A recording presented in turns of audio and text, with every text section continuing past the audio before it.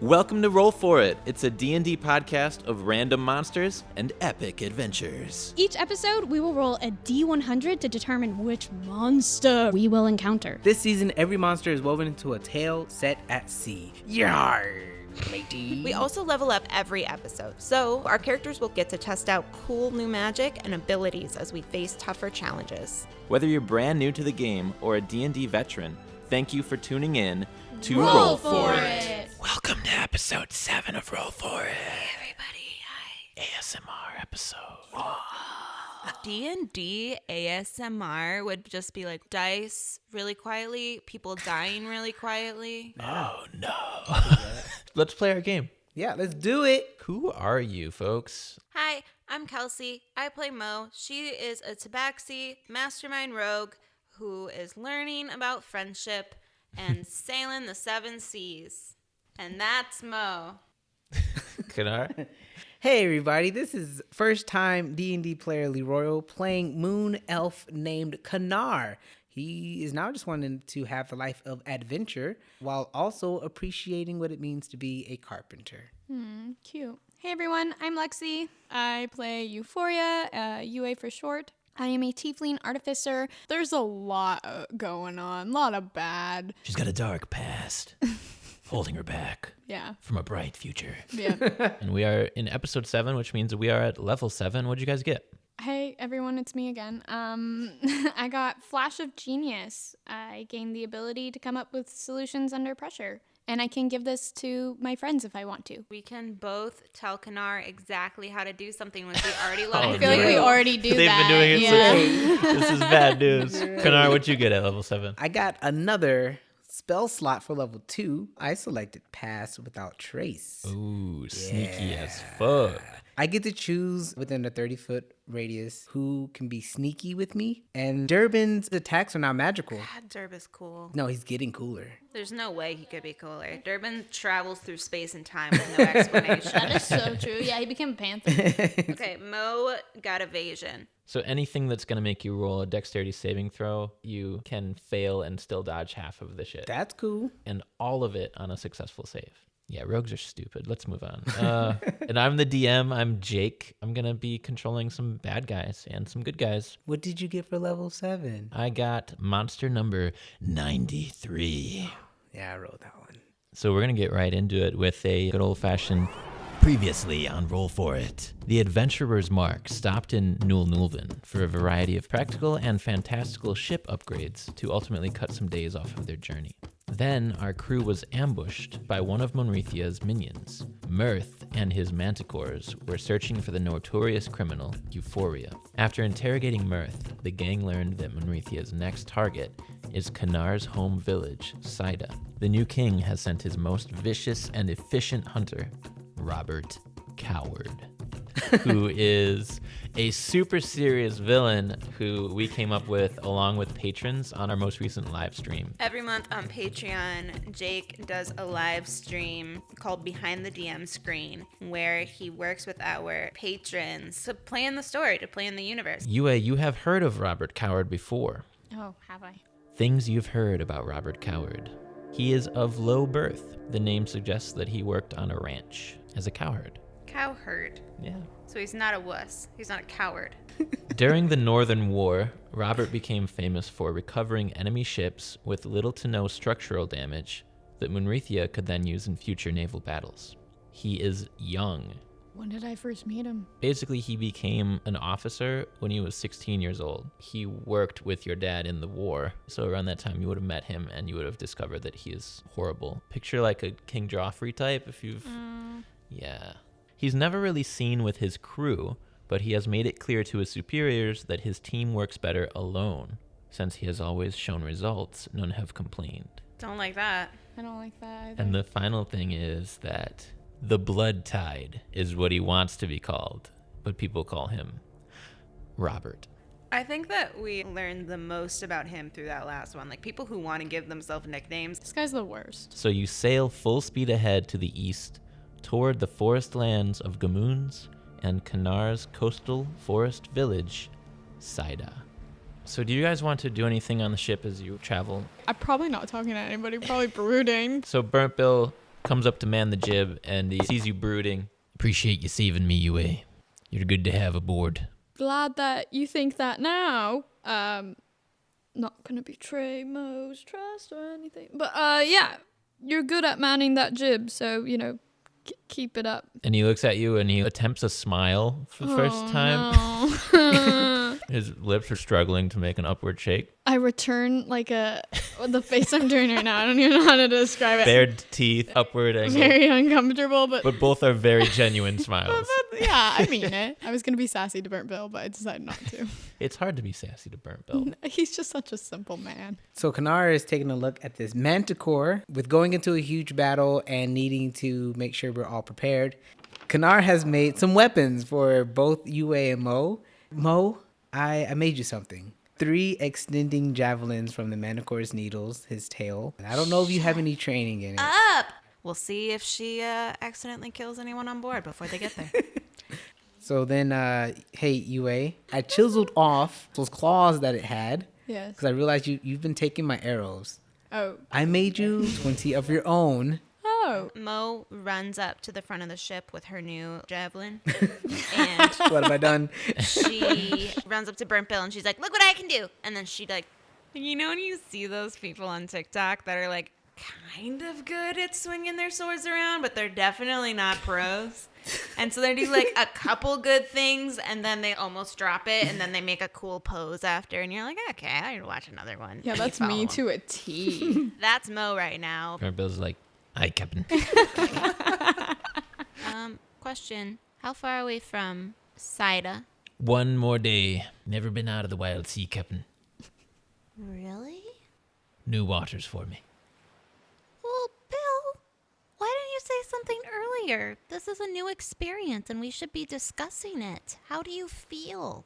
Warm. It's warm here, Captain. Oh, physically warm. What about internally? How do you feel internally? Long ago, I knew a lass.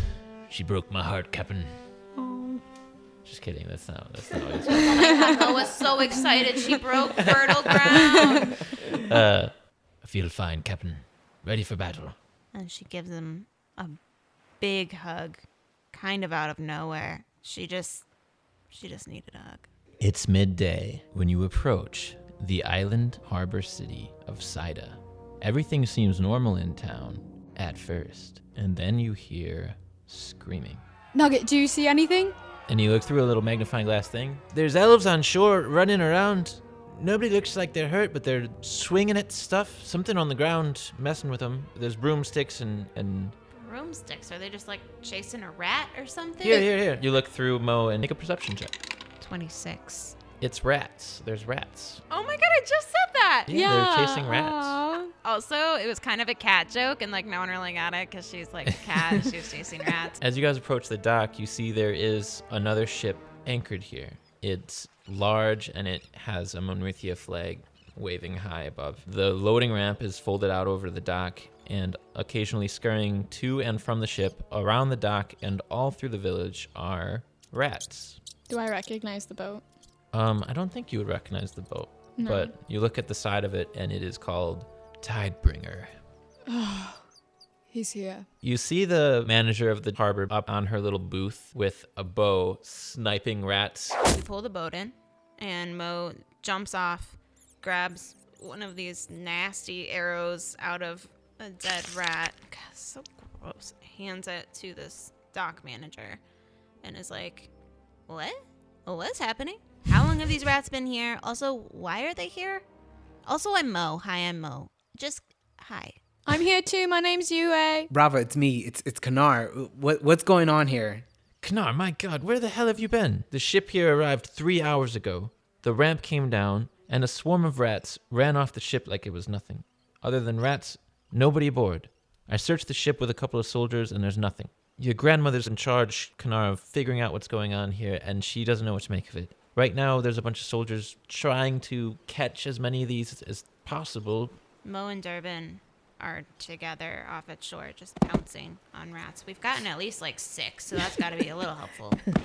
Okay, Yue, you said that this man, this is potentially his ship. You said he's here. Why do you think it's his ship? Because he tries to go by this name, the Blood Tide. Nobody calls him that, but his ship has a similarity. That's clue 1. Clue 2, you said it was a secret crew? Like no one's seen his crew? It's a team. He has a small team. He doesn't come in with an army. I mean, maybe his army is rats. Since the rats came with this ship, it's I not really- too crazy to think that they belong to him. I really know nothing. 14. I got 14 rats. Keep doing what you're doing, Mo. You're doing great. Can we sabotage the other ship if he can't get away? Maybe we should just get a bunch of cheese and gather all the rats in one place, right? I honestly feel like I need to go see my grandmother. Oh, okay. Should we all go see your grandmother, or should I work on getting the cheese? Captain, Yeah. what are your orders? I think it's best if Yue and I go back to the ship. Kanar, take Durbin. I would put him on a leash or something because he's gotten like 42 rats. Like, I don't know how he's even doing this. Kanar's grandmother, Thestina, is one of the eldest of the island, and she works as a sage and magic informant for all the odd things that tend to happen. For the most part, she stays in the tower towards the center of town, which also serves as a library. Thestina has silver hair and long pointed ears, blue like the rest of her skin. When you open the door, she looks up instinctually with this intimidating, stern, impatient look, but then she sees that it's you, and she completely transforms into the calm, smiling, nurturing grandmother. Ah, Kanar, what a time for you to arrive. And then she studies your face. What do you know of our visitors? Well, it's not the way I've wanted to come home. This guy, his name is Robert Coward. He's after someone close to me. Her name is Yue. She's really lovely. You'll meet her soon. Lovely. And he found out that she was sailing with the crew member from Saida. My captain is already taking care of making sure his ship can't sail. So your friends are aboard the ship. Yes. And can your friends handle themselves? Yeah, they're pretty strong.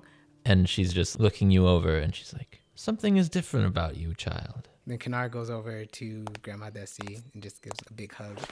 It's been so long. She squeezes you really tight, and then she leads you downstairs. Meanwhile, back aboard the Tidebringer, Robert Coward's ship, there are rats scurrying by your feet. Mo, focus. Mo is doing her best to focus not on the rats, but on the mission. Mm-hmm. She gives a little side grin to Yue because this is like a pretty fun mission. Yue returns that side grin. We're straight up going into montage Yeah. movie. The music is I love it when you starting. call me Big Pop. That's the song?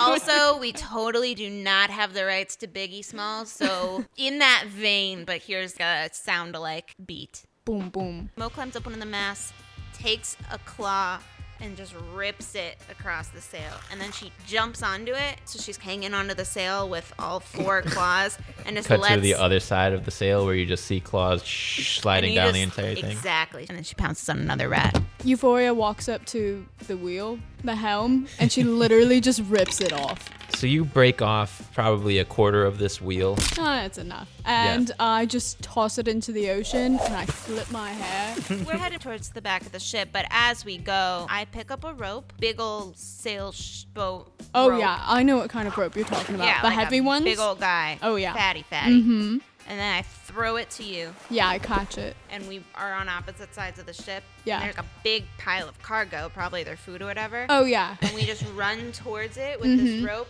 knock over the whole thing, and their Yeah. food is just everywhere. Oh, yeah. And then the rats get in it, so Yep. now all their food has rats in it. Perfect. Shouldn't have brought rats onto a ship. With a bunch of food. Okay, so we're gonna head towards the captain's quarters, I think, because that's where we would find a captain. It's a large ship. You easily find the captain's quarters at the back. It's on the deck level. And there is a beautiful, shiny gold door with a gigantic embellished R on it. Ugh, so gaudy. No doorknob. Either it's magic, or maybe it's like one of those push-pull doors. Well, then try push the door. Okay, I try to push the door. I'm really strong. So you guys are both within 20 feet of this thing, am I right? Oh, shit. If I say no, do I not get the whatever's that coming? So I need you both to make dexterity saving throws. 15. Solid 2. Holy mole. There's a glyph on this door that is going to trigger as soon as you touch it. The R on the door glows in bright white.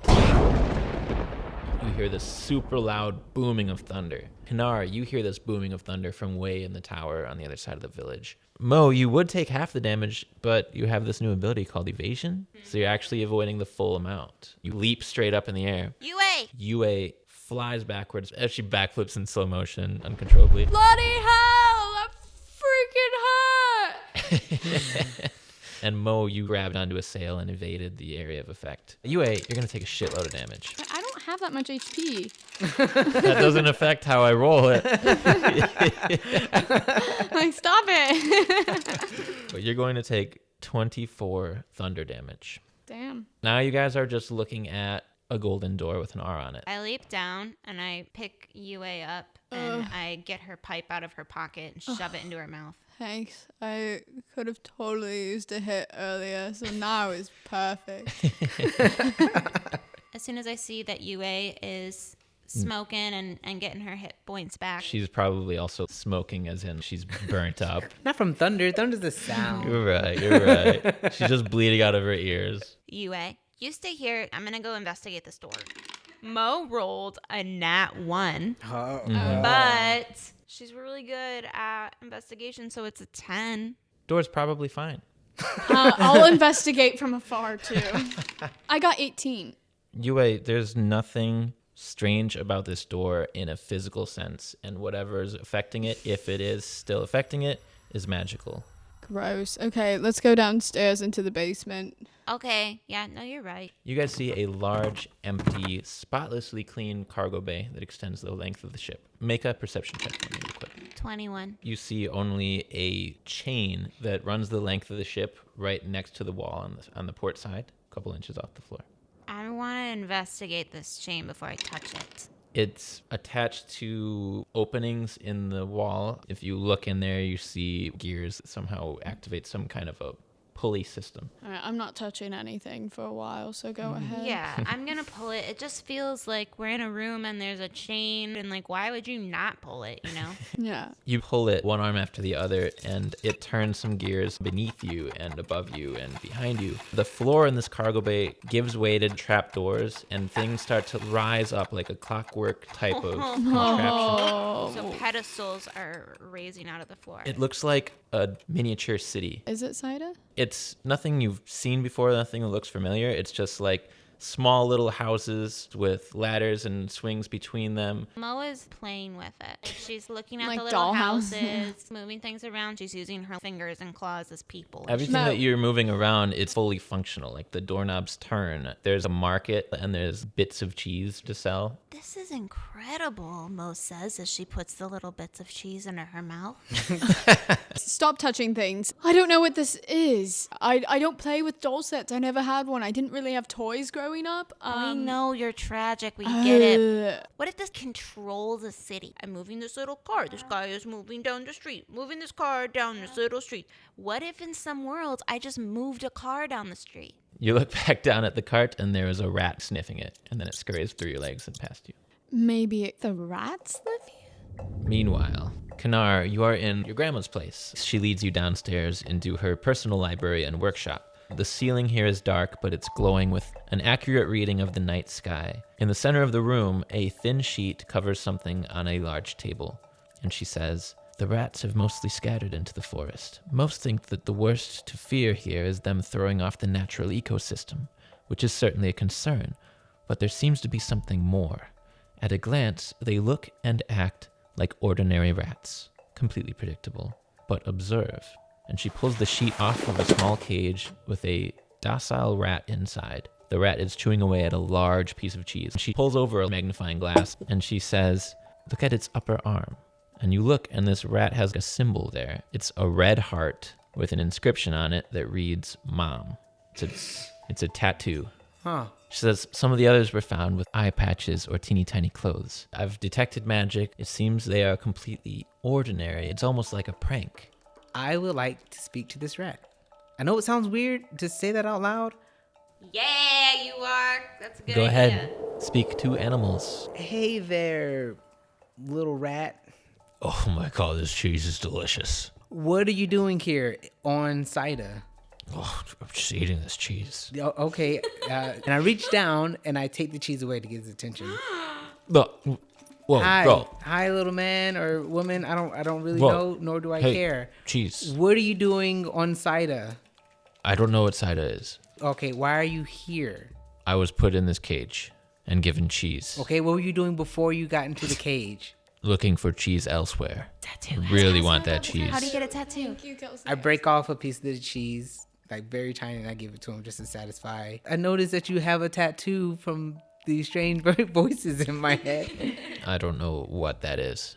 Maybe I'm dirty. If I give you a piece of cheese, could you tell me more about the big boat out there? Yes. I pick up the rat, I set him on my shoulder, and I take him to the edge of the tower. Oh, this is high up. Oh, And I point to the big boat. that all looks like outside stuff. There's probably less cheese out there than there is here. What are you? No one's ever asked me that before. Wow, going deep. He just like starts like self-combusting and like two. And then, like, out of anger, I just like fling this rat. Wee! No, he's enjoying it, Kelsey. Does that make you feel better? Grandma Dusty, I thought this was an idea that was going to be so revolutionary, but I'm starting to believe that he's just a rat, and now I can speak to animals for the next 10 minutes. I'm going to be hearing all of these rats talking at the same time. It's not going to be great. We should go collect your friends. I hope they didn't touch the door. Knowing them. Back downstairs on this ship. So there's one more unexplored area. It's a cellar that's locked with a padlock towards the back of this room. Mo picks a lock. I got in 19. The lock clicks open. You unchain the door. Hey, Yue, Yeah. if you want to go back and find Kanar and his grandma, I'm going to just peek down here. I'm and then not- she drops into the cellar. Really great communication. I walk over and see where Mo's going because I'm not going to leave her. Mo, you drop into a room with a strange, moldy scent. And you're looking at least a dozen skeletons. Human skeletons. Yue? Yes, Mo, are you okay? Yup. Yeah? No. They are all lying on the ground and very neatly stacked up. Yue. Yes, do you need help back up or There's a lot of dead people, Yue. how dead? Like very dead? Like, Like, you ain't gonna heal him back to life, girl. oh, well, sometimes that happens. I guess I'm gonna do an investigation because that's the responsible thing to do. Yes, and I'm so glad because that means I don't have to come down there.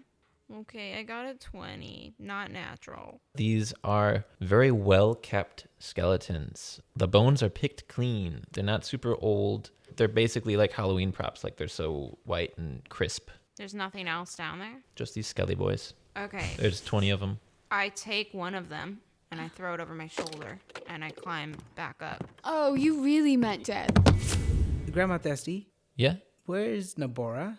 I gave Nabora a very special guarding post. And she opens the door to her backyard area. Nabora is guarding the door to the stables, 2 hand axes in hand, chopping off a rat's head, chopping a rat in half, kicking one up in the air, then slicing it while it's still moving. And then she sees you.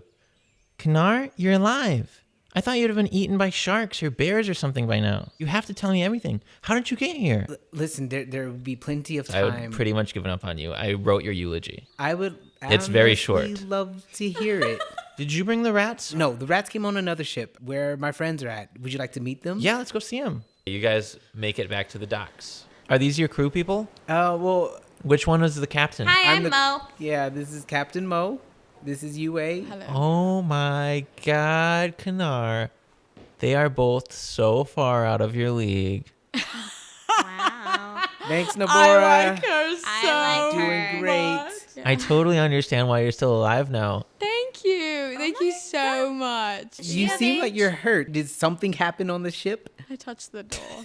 Thestina sighs. She goes up to you, Yue, puts her hands on your face, looks at your eyes, looks at some of the blood that's leaking out of your ears. Hold on 1 second. And she pulls out a little vial. Drink half of this now and half of it in exactly 40 seconds. Thank you.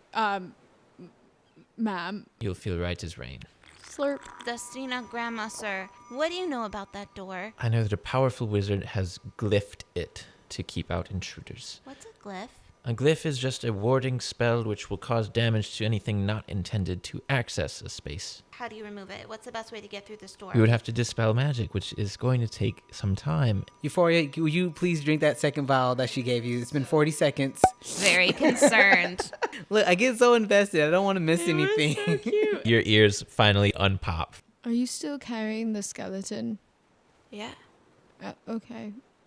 Do you want me to put it down? Maybe you should put it down. Here, let me look. She put some reading glasses on. Well, if you see here, there are signs of necromancy spells being cast on these skeletons. That's what I was thinking. An army of the undead. So with Festina, she pulls out of her pocket 3 small shells to make things a little easier, just in case. They're like bronze and blue scallop shells, which are the ones that like fan out. It's a shell phone. These are called sending stones. Basically, it's a shell phone, except Guys, I get to call the hot tea plane. for now, these are more like one-way C-Mobile. radio type of deal. Like they only talk to each other. For right Okay. C-Mobile. All right. They're like the cups on the now. string. So you guys can send messages to each other, or you can like ping the whole group. Do you think Kanar's going to be the one who texts us the most? I feel it. So as you guys are talking, it's getting darker and darker, and you notice that it's a little more quiet than it has been. You no longer see any rats.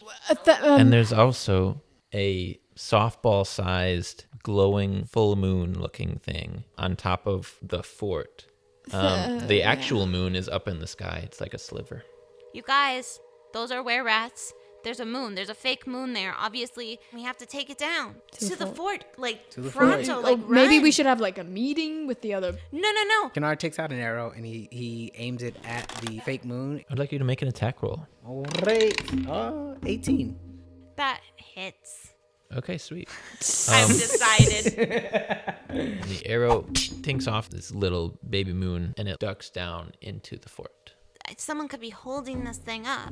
All right, let's go towards it. I'm going to cast Pass Without Trace on all of us. On all of us? Plus 10 to stealth for up to 10 people. Yeah. The fort is on the water. It's like a tower. The only way into it is over a drawbridge. But as you guys approach, the drawbridge starts to come up. Can Christina fly or something? Like, I have this, like, mythic human in my head, but... Festina can fly. What about it? Are you serious? Festina Yeah. is so cool. She can fly? It's one of her spells. What do you guys want to do? Like, swim to the side of it and climb it, I guess. You're a good climber. Yeah. I follow Nabora into the water, and I just hold on to the back of her shirt so that she knows if I'm drowning or not. We'll be fine. I'm a great swimmer. Oh, I have to swim? Yes, you have to swim, and I have to swim, and You want to get on my back? Yeah. Got it. I wanted to, I'm not very good at this, apologize for what's going to happen. I know you have faith in your people and I have faith in you, but I'm sorry that I brought this onto you. I wish I could take it back. UA, it's not a fault thing. You're one of us.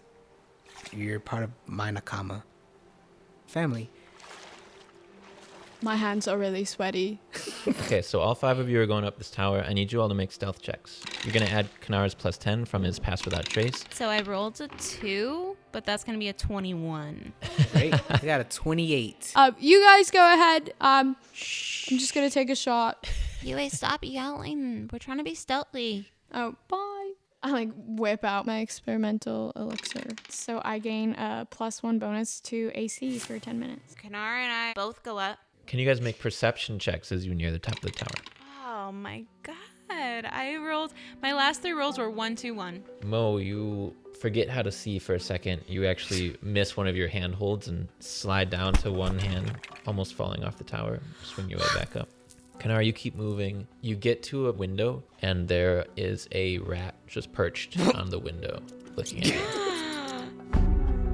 This is DM Jake. Thank you all so much for listening to part 1 of episode 7. Tune in next week for the exciting part 2 with Robert Coward. Right now, I want to shout out our brand new patron, Hide the Sour. For your own pirate name and other exclusive content, join us on Patreon. Thanks, everybody.